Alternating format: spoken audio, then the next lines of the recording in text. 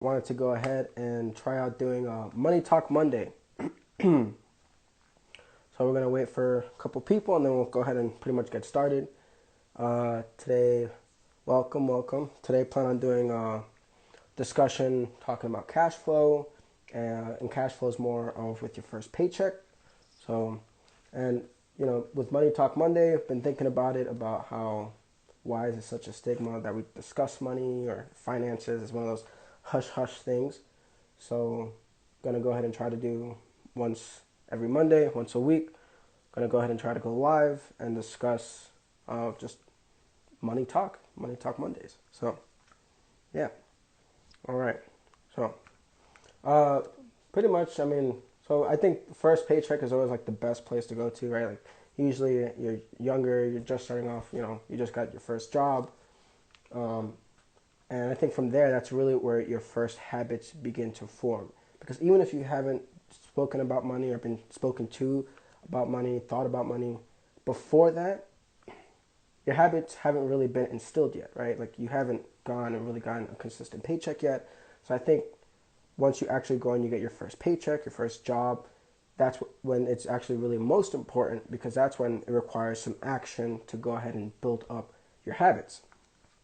So I know when starting off, you're going to go ahead and have a job where, you're working like hourly. So your paychecks aren't going to be that consistent. But the idea is to go ahead and control your cash flows when you do get your paycheck. So, trust me, I've been there. I've been working since 16. I know some weeks, you only get paid, 10 hours. Some weeks you get paid nice 20, 30, 40 hours. All right. Again, when you're working hourly, it kind of depends.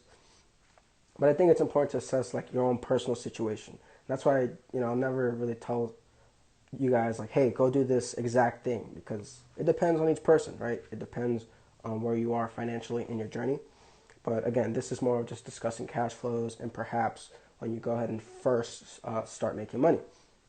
Now, I think it's important to assess, okay, ideally you're anywhere from 16 to 18 when you first get a job, depending on where you are as well, not just in the U.S., to kind of go ahead and assess your situation. Like what situation are you in right now? What expenses do you have? What responsibilities do you actually have to take care of, right? Take care of those base things first, right? If you got to pay for food, you have to pay rent, those are, necessities that you have to pay whether you have money or don't have money, right? So I know from Rich Dad, Poor Dad, a great phenomenal book. If any of you guys are interested in getting started, this is definitely a book to go ahead and check out.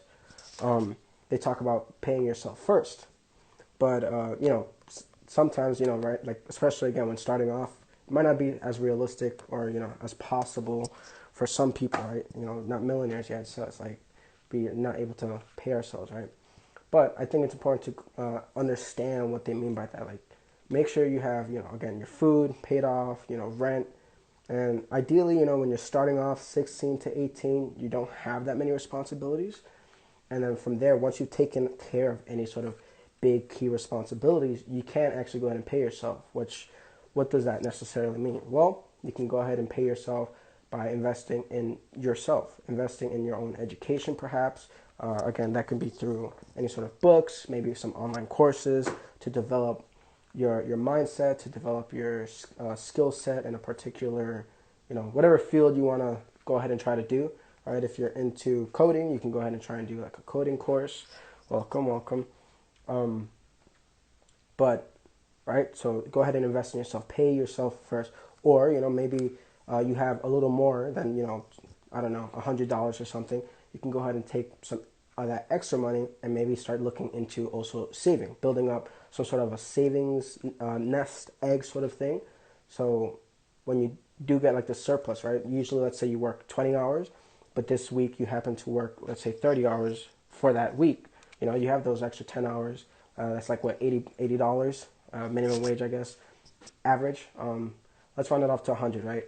If you have the extra $100 you didn't really anticipate on making, you can maybe use that extra money you built up to go ahead and add to your savings account, like a nice little nest egg. And over time, whenever you transition from that, teenage years to having to actually like pay for other responsibilities, eventually, maybe like a mortgage or something later on, you have some sort of like a nest egg to help you if for, whatever reason, maybe you lose your job, or maybe that week you work less hours than you anticipated because you got ill, things like that. So it's important to control the cash flow that you have coming in from your paychecks to be able to sort of anticipate the future, right?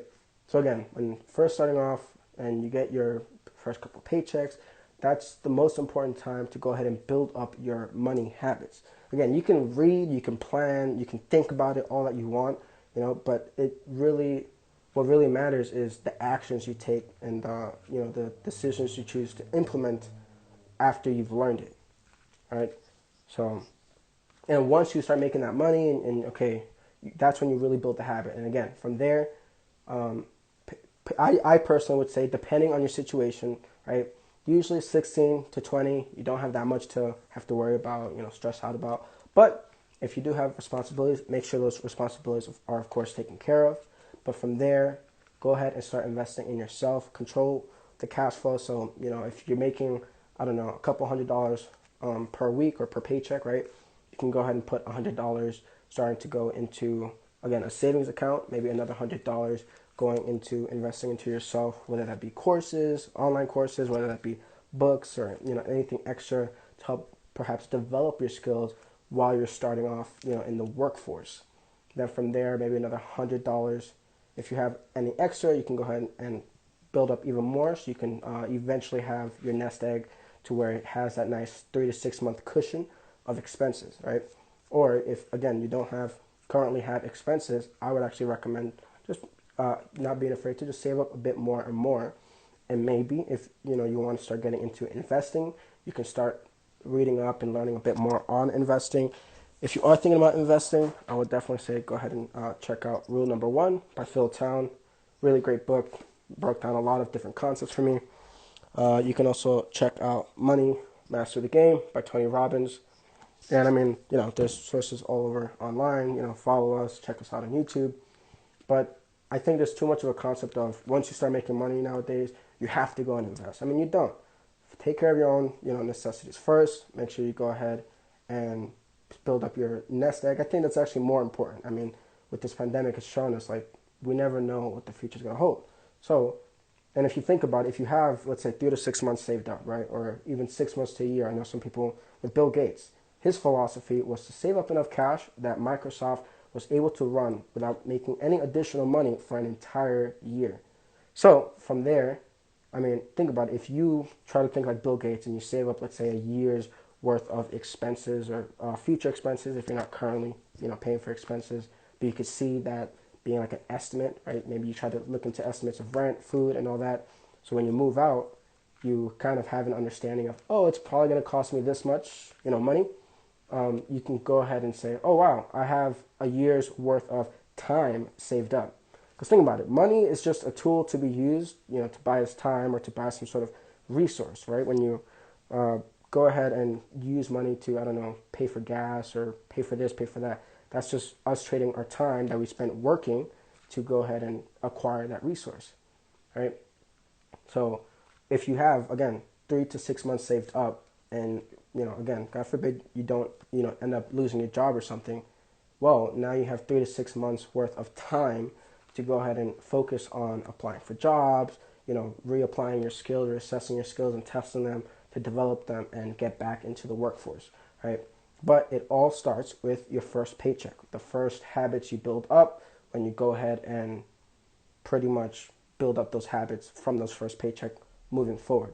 Because I think it's really easy when you first get the paycheck, you're thinking like, whoa, this is so much money, right? Like usually, again, 16 to 20, it's like, whoa, this is a lot of money. I have so much extra money. I can just pretty much blow through it and I don't have to worry about it. But once you build up those habits, I mean, it's important to build up the habits during that time because that can make or break how you pretty much treat money.